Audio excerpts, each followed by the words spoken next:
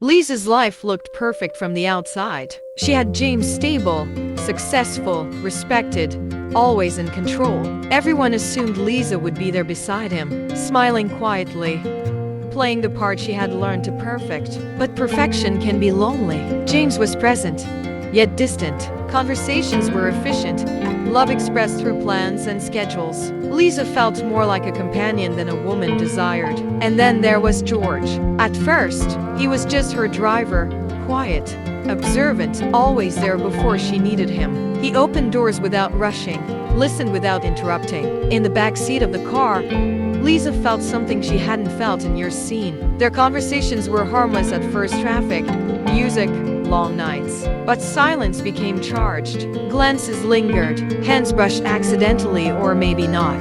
George never asked her to leave James. That was what made it dangerous.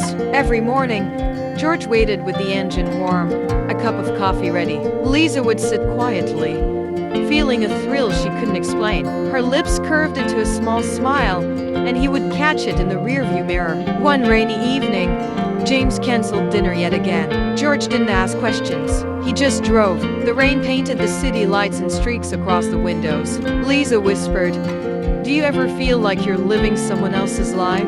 George answered without looking at her, "Every day." And just like that, the back seat became their secret world. Soft laughter, confessions whispered between red lights, fingers brushing in the dark.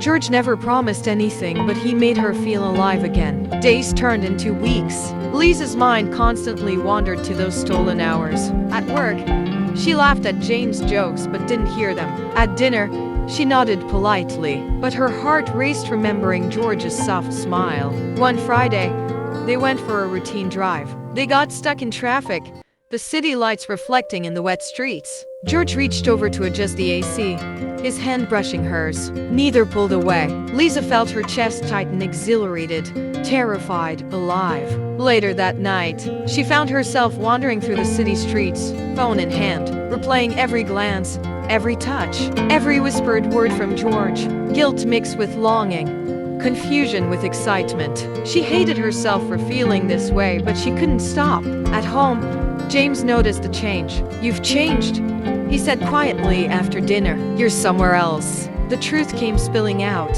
not in anger, but exhaustion. Lisa confessed not every detail, but enough. James didn't shout. He didn't beg. "I deserve someone who chooses me completely," he said softly, and he walked away. Lisa tried to avoid George, but fate had a funny way of keeping them connected. A week later, a sudden rainstorm trapped her on a night run. She called George out of habit. He came.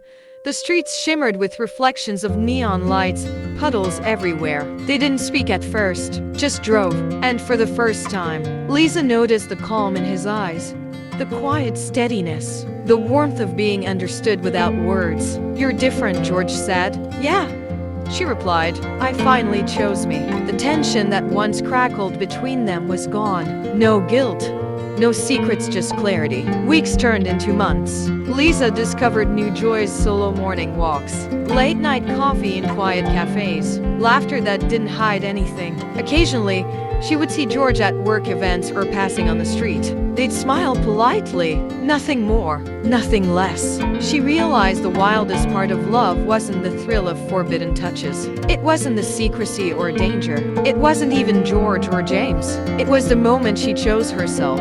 Some nights, she still rides in the back seat of a car, but now she decides the destination. The road belongs to her. The wildest ending? Lisa didn't need anyone to feel alive. She already was.